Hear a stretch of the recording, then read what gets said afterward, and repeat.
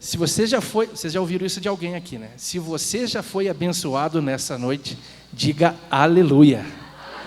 Então tá bom, estamos bem ensaiados, né? Eu sou discípulo do Tonala, foi ele que me apresentou a Jesus. Então a gente copia os bons hábitos daqueles que são referências na nossa vida, né? E eu não tenho vergonha nenhuma de falar isso. Eu copio mesmo, amo demais aquele cara, ele é importante demais na minha vida, porque ele é uma dessas pessoas que nos momentos de crise que eu passei também, nos momentos de tempestade, quando eu cheguei aqui nessa igreja com a minha vida toda bagunçada, com percepções erradas do que era ser homem, do que era ser marido, do que era ser profissional, do que era ser cristão, foi ele que falou: meu irmão, vem comigo, deixa Deus tomar conta da tua vida, e você vai provar de algumas coisas impressionantes. A história de vida da Alia é uma dessas. Histórias impressionantes. Mas uma coisa é fato, meus irmãos, como nós vimos, através do que foi testemunhado, através do que o pastor João comentou com a gente, a nossa vida é cheia de tempestades. Fato. Jesus disse: tereis aflições, mas não tema, eu venci o mundo. Isso já nos dá um respiro, mas o fato é que as tempestades virão. E elas vêm para todos. Rico, pobre, doutores e letrados, jovens, mais velhos. É na área da saúde, pode ser na área financeira, pode ser na área de relacionamento com os filhos, pode ser com o cônjuge. Mas o fato é que a tempestade vem.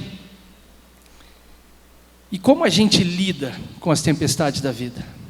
Essa é a grande sacada, essa é a chave. Porque as tempestades também chegaram para aqueles que caminharam muito próximos de Jesus, inclusive os discípulos. E é sobre uma tempestade que a gente vai conversar nessa noite. Uma tempestade física, visível, tangível, mas acima de tudo, uma tempestade da alma que afligiu esses homens. E o texto que nós veremos está no Evangelho de Mateus, capítulo 14, versículos 22 a 32. Se você trouxe a sua Bíblia, por favor, abra. Se você vai olhar pelo seu aplicativo no celular, acesse e vamos juntos caminhar nesse texto que diz assim: logo em seguida, Jesus insistiu com os discípulos para que entrassem no barco e fossem adiante dele para o outro lado, enquanto ele despedia a multidão. Tendo despedido a multidão, subiu sozinho ao monte para orar.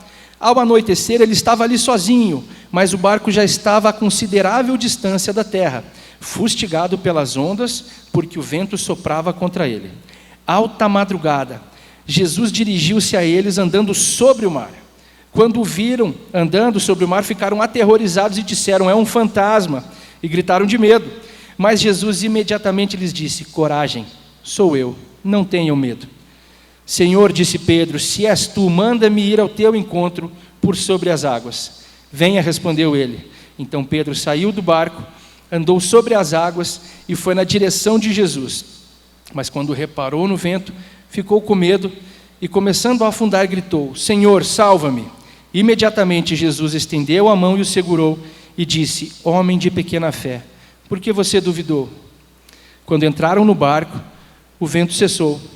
Então os que estavam no barco o adoraram, dizendo: verdadeiramente tu és o Filho de Deus.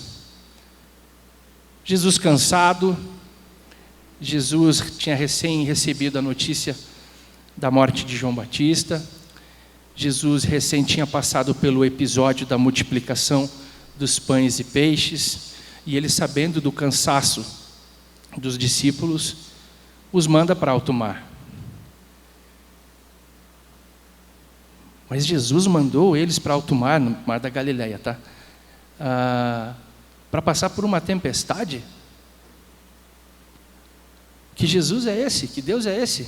Que proporciona algo ruim àqueles que andam com Ele? Isso é verdade, Edu? Sim, é verdade. E esse é o primeiro ensinamento da noite. As tempestades da vida chegam mesmo quando estamos no caminho da obediência.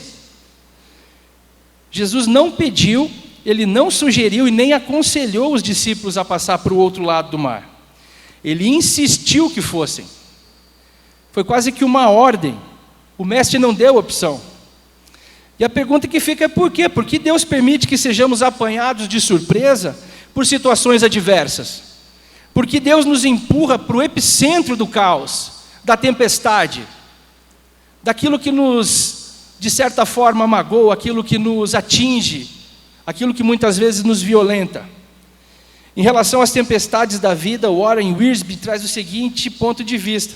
Ao ler a Bíblia, descobrimos que há dois tipos de tempestades: as que vêm para a correção quando Deus nos disciplina, e as que vêm para o aperfeiçoamento quando Deus nos ajuda a crescer. Mas existe um sentimento que é bastante comum no ser humano, que atrapalha muito esse aprendizado. É aquele: por que Deus está demorando tanto? Eu oro, eu jejuo, sou um cara legal, eu vou à igreja, mas por que eu continuo mergulhado nesse mar de lama? Por que eu continuo angustiado com a minha vida?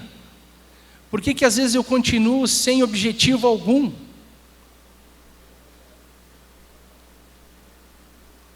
Dependendo da situação, realmente parece que a gente é engolido pelo problema. E é isso que a tempestade faz. Para quem dirige, principalmente em autoestrada, se você já pegou uma chuva forte vindo ao teu encontro, você perde completamente teu raio de visão. E as tempestades da vida fazem isso com a gente também. Você não consegue às vezes ver mais do que um palmo na tua frente.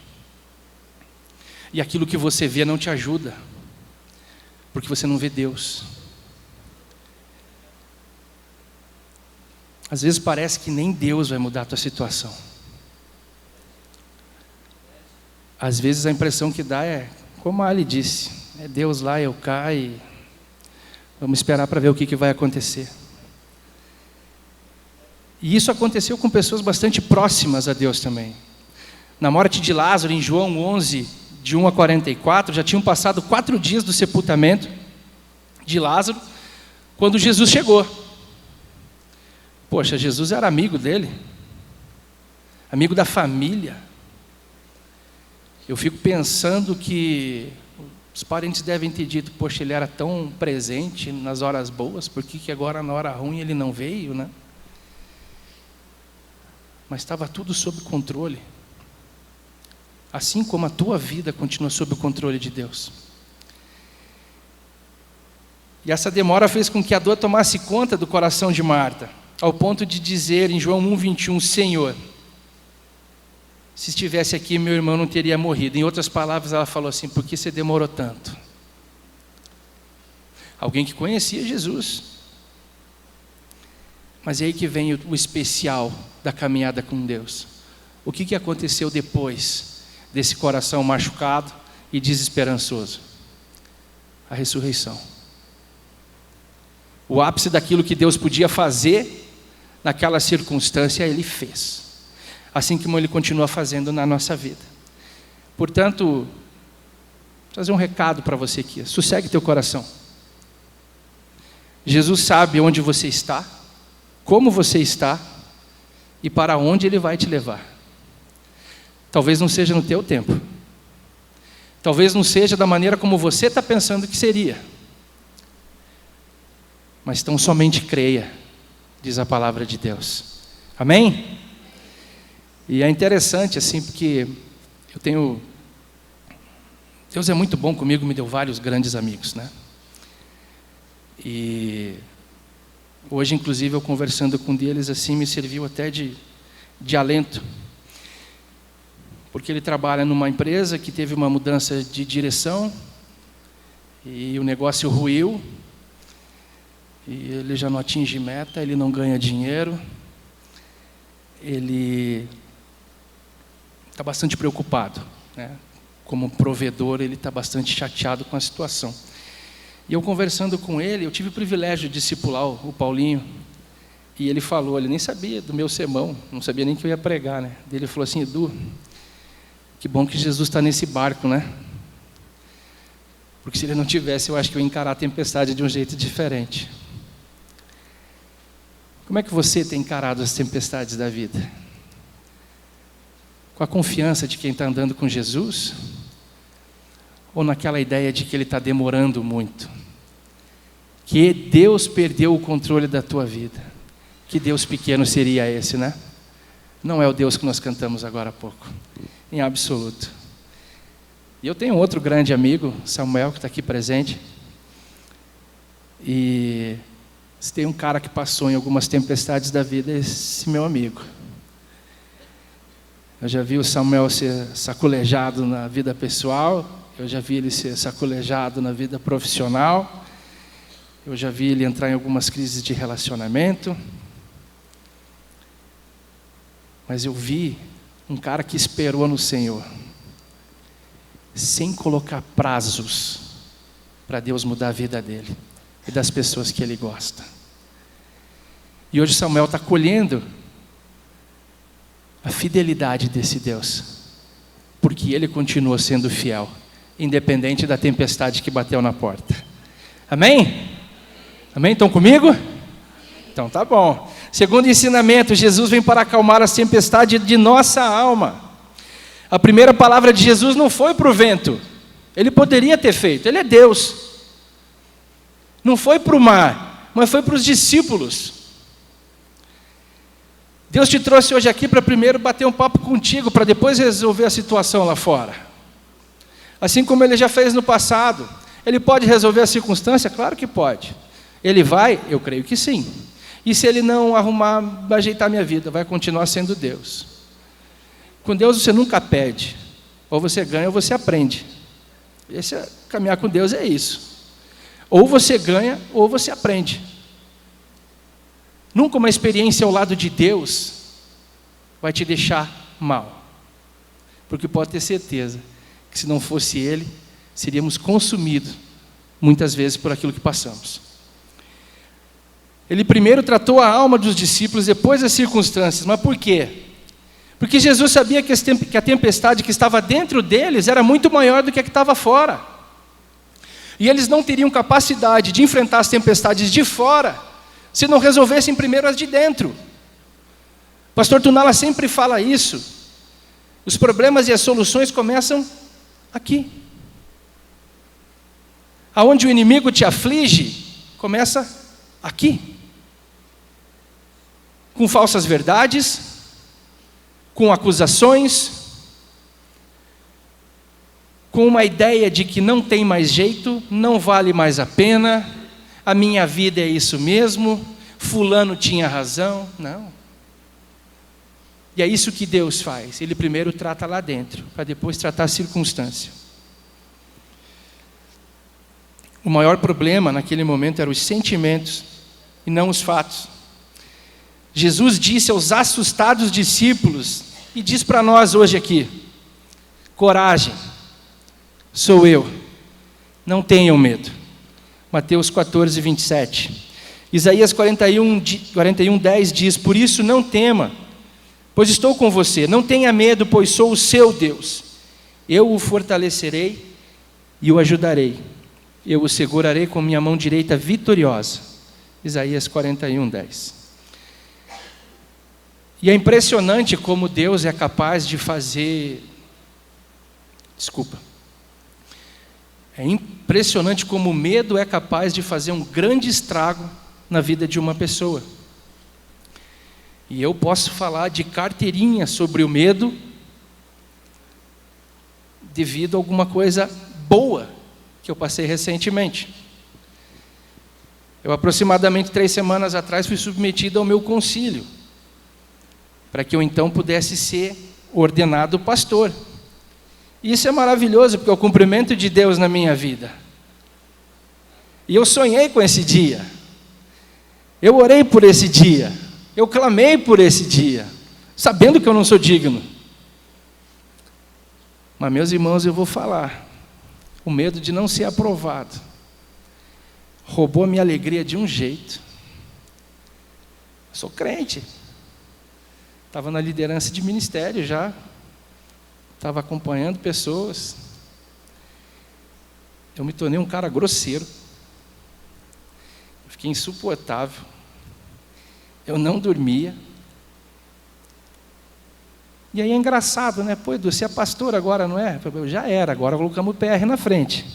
Agora eu fui ordenado. Cadê tua fé? Boa pergunta. Eu não me reconheci. Eu não me reconheci, e talvez eu tenha tido um pouco de Pedro ali, né? Que Jesus fala, venha, só confie. E eu até dei os primeiros passos, né? Mas eu olhei para o calendário, falei, meu Deus do céu, faltam 2 semanas. E daí eu conversava com meus pastores e recebia aquela injeção de ânimo, daí eu chegava em casa, tentava falar algumas coisas que eu precisava estudar, e eu não lembrava. E eu olhava para mim no espelho e falava, cara, você é uma porcaria mesmo. Agora, nos 45 do segundo tempo, você vai jogar tudo no lixo. E aquilo me consumia. Minha tempestade não era externa. Deus tinha preparado o concílio. Deus me deu capacidade de estudar. Toda noite, toda madrugada que eu me debrucei naquela apostila e eu li a palavra de Deus, era Ele que estava comigo. Era Ele que me dava o discernimento para poder passar por essa avaliação e obter o êxito. Porque essa obra é dele, não é minha. Quem sou eu? Miserável homem que sou, como disse Paulo. Mas mesmo assim, eu deixei o medo me consumir. Que fé é a minha, né? Que fé é a minha. Precisamos trabalhar aqui, meus irmãos. E aqui. Na confiança do nosso Deus. Terceiro ensinamento. Jesus vem para socorrer-nos do nosso naufrágio. Ouvindo a voz de Jesus, Pedro arrisca ir a seu encontro e, movido pela fé, até caminhou sobre as ondas. Porém, reparando na força do vento, teve medo e, começando a submergir, gritou, Senhor, salva-me. E Jesus o resgatou, mas lhe disse, homem de pequena fé, por que duvidou? Nesse sentido que eu falo para vocês. Me senti exatamente como Pedro. Eu não caminhei fisicamente por 3 anos com Jesus, mas eu caminho dos meus últimos 8 anos de vida com Ele através da revelação dEle na palavra.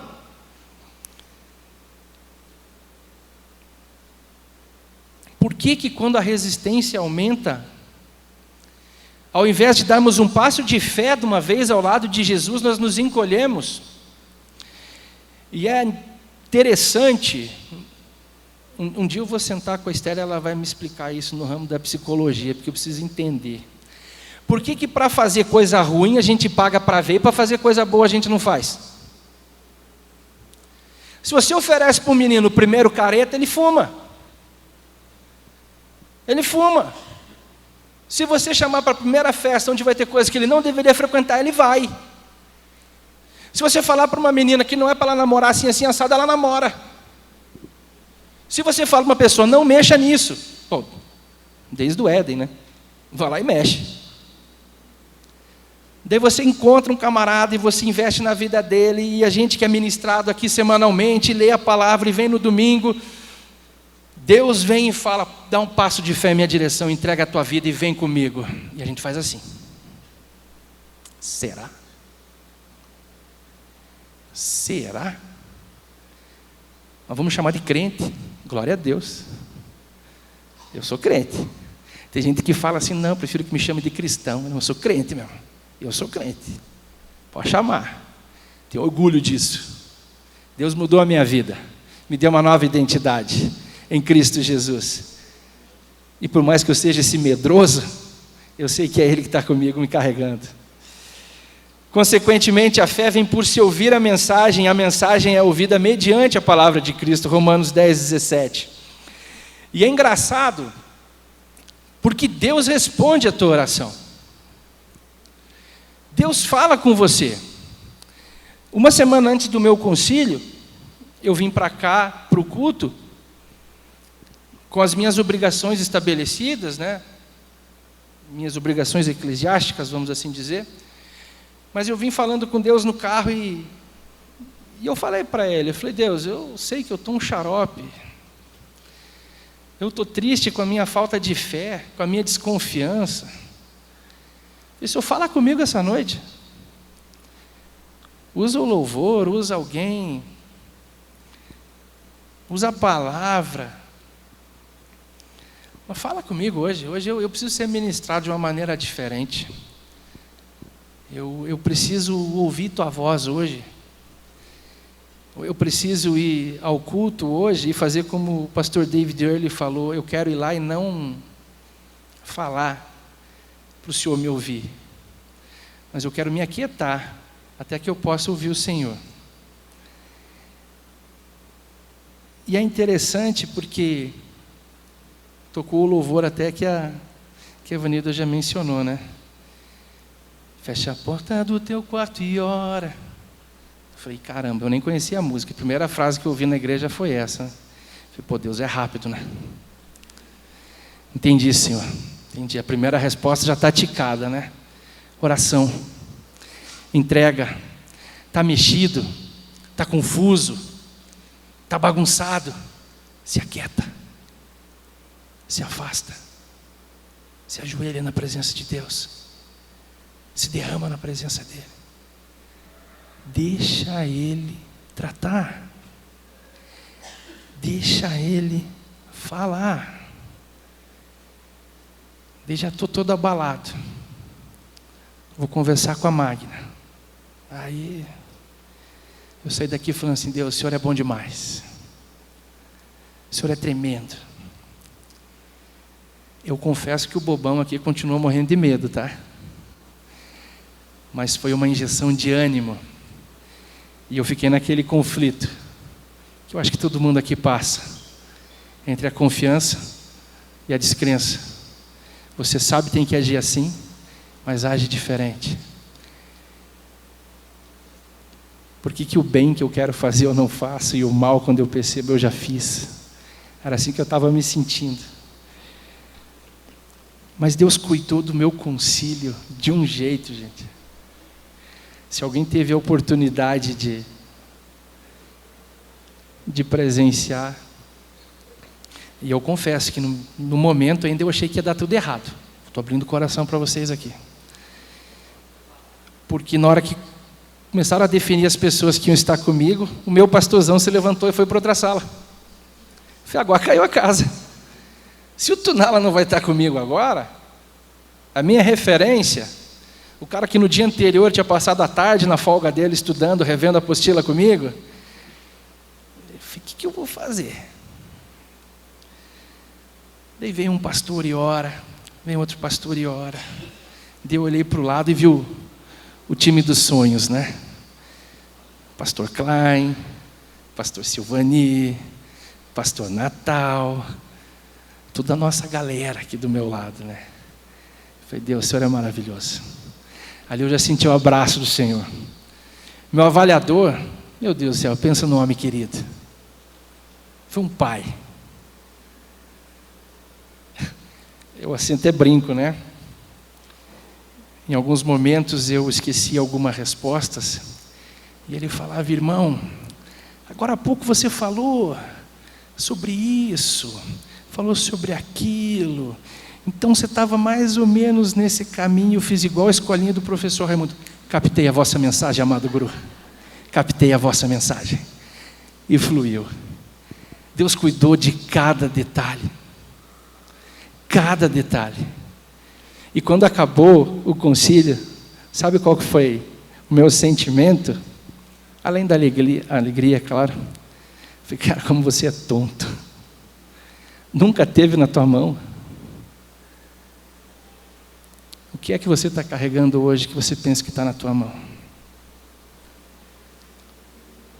Qual que é o problema que hoje está tirando o teu sono, como tirou o meu? E que você pensa que está na tua mão?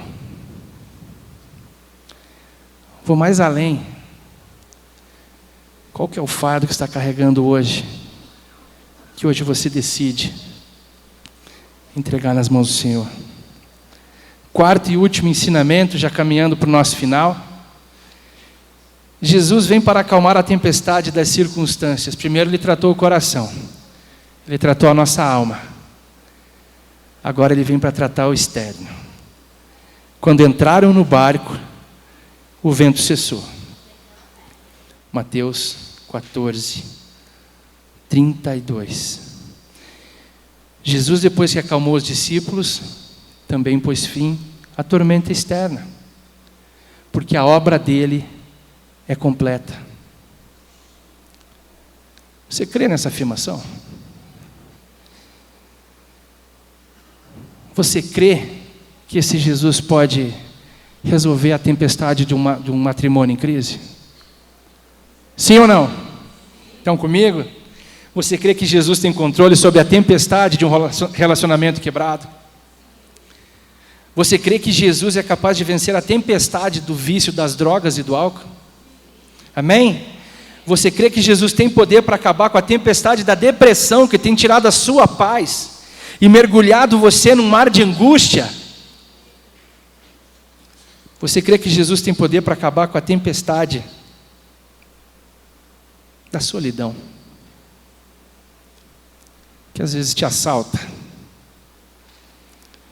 que às vezes te chacoalha e que te tira o foco? Meus queridos, eu não sei qual que é a tempestade que você está enfrentando hoje. Eu não sei qual que é a tempestade que tem te impedido de confiar. Eu não sei qual é a força do vento que hoje sopra contra você.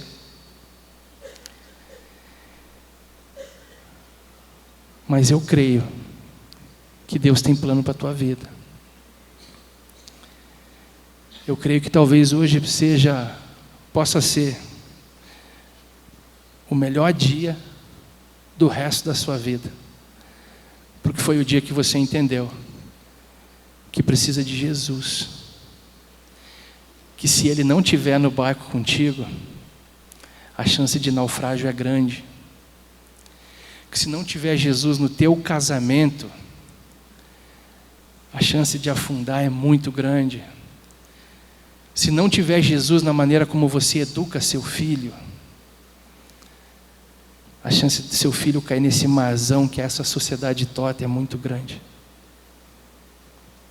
Baixa tua cabeça. É o teu momento com Deus agora.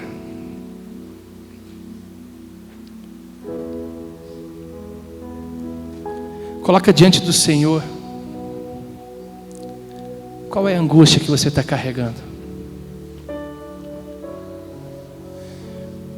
Talvez seja saúde física tua ou de alguém que você ama.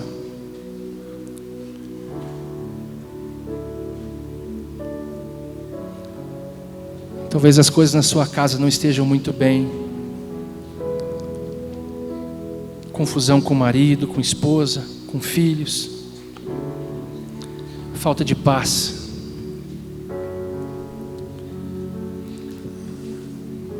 Talvez a depressão esteja te consumindo ao ponto de você já não ter mais lágrimas.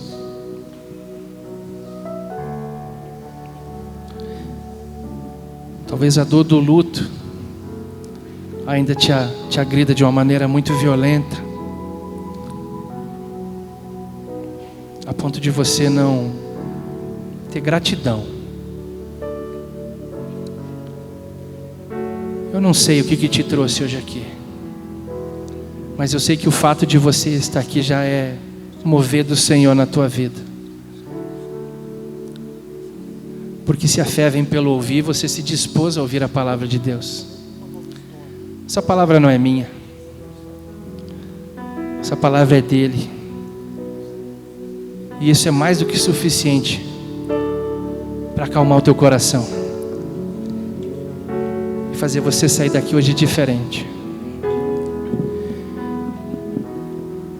Eu vou fazer uma oração e eu gostaria que você repetisse ela. Você e Deus agora. Deus amado, eu reconheço, Pai, que tenho permitido que as tempestades da vida, Pai, tenham me jogado para baixo. Eu reconheço, Deus, que tenho tentado resolver muito da minha vida pela força dos meus braços, pela minha sabedoria. E eu reconheço que a maior parte dessas decisões tem me trazido para o buraco. Senhor, mas eu quero clamar ao Senhor nessa noite, que de uma forma sobrenatural o Senhor possa sondar a minha mente e o meu coração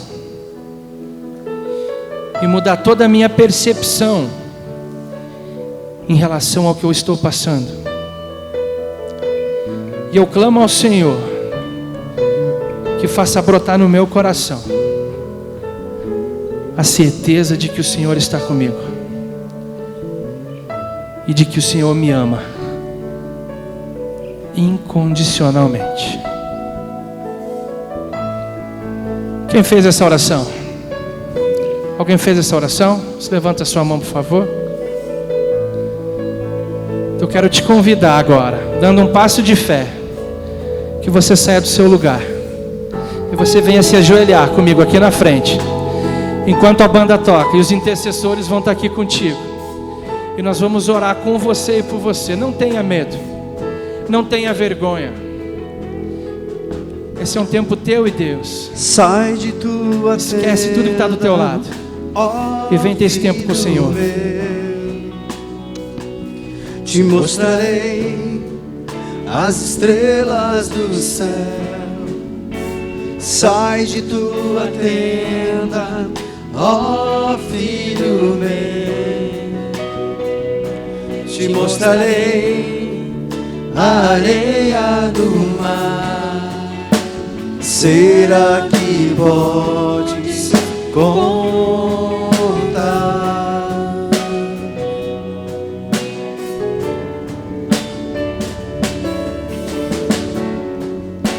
Será que podes imaginar tudo aquilo que sonhei para ti, filho meu?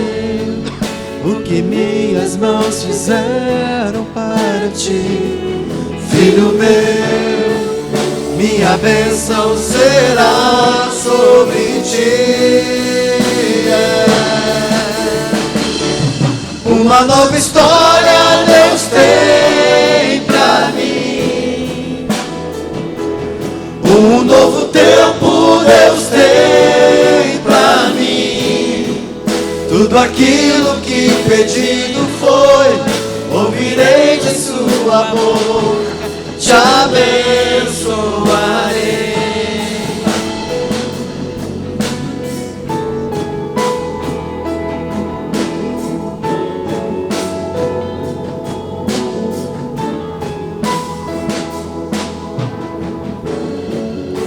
Sai de tua tenda, ó filho meu, te mostrarei as estrelas do céu. Sai de tua tenda, ó filho meu, te mostrarei a areia do mar. Será que podes contar?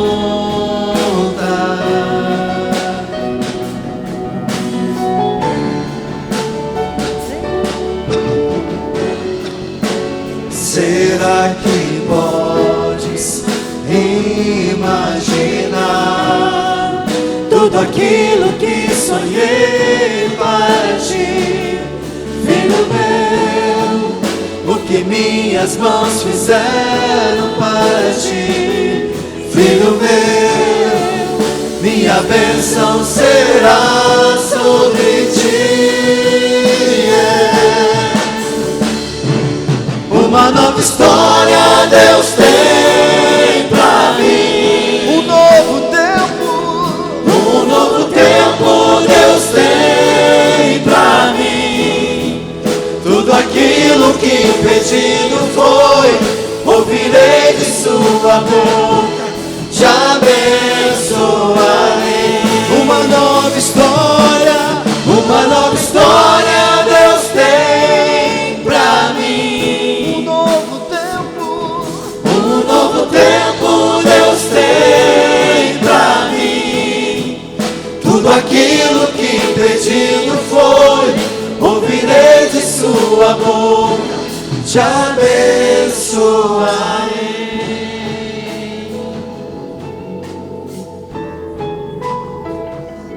Deus amado, eu quero te louvar, Deus, quero te agradecer, Pai, que a sua presença é real em nosso meio. E eu quero colocar, Pai, diante do Senhor, Pai, a vida de cada um dos meus irmãos, Pai, que se colocou hoje de joelho, prostrado diante do Senhor, reconhecendo, Pai, que só em Ti nós temos vida plena, Pai, que só em Ti nós temos liberdade, que só em Ti nós nos sentimos realmente amados, Deus. E eu louvo ao Senhor, porque eu sei que grandes coisas o Senhor já está fazendo na vida desses meus irmãos. E eu clamo ao Senhor, Pai, para que eles possam voltar hoje para os seus lares, Pai, convictos de que é o Senhor, Pai, que tem direcionado os dias deles, que é o Senhor que tem tracejado os caminhos deles, Deus. E que eles possam sair daqui hoje, Pai, com a convicção, Pai, de que o Senhor os ama incondicionalmente, e que não há tempestade que seja maior do que o Senhor, de que não há circunstância, Pai, que não se dobre diante do Senhor, que não há enfermidade, Pai, que seja impossível do Senhor curar, seja ela física, emocional ou espiritual, Deus.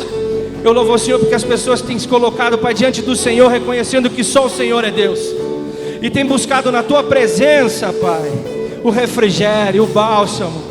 E eu clamo ao Senhor, Pai, ser o alicerce da vida de cada uma delas, seu orientador, seu conselheiro, Pai, como foi na minha vida e na vida de tantos, Senhor Jesus, para que a gente possa estar vendo mais pessoas vindo aqui à frente e declarar o quão fiel o Senhor é, o quão tremendo o Senhor é, e o quanto o Senhor tem mudado a vida de tantos, Jesus. Nós não temos palavras para te agradecer, por sermos testemunhas, Pai, de tão grande amor, amor demonstrado na cruz do Calvário, Pai, mas que se repete na maneira tão especial que o Senhor se relaciona com cada um de nós, Pai. Louvo ao Senhor, Pai, clamo a Ti, Pai, leva em paz cada um dos meus irmãos, que o Senhor possa o conduzir de volta aos seus lares, com a certeza de que o Senhor os ama incondicionalmente, e de que uma nova história o Senhor tem para cada um deles, Pai. Em nome de Jesus que nós oramos e agradecemos. Amém.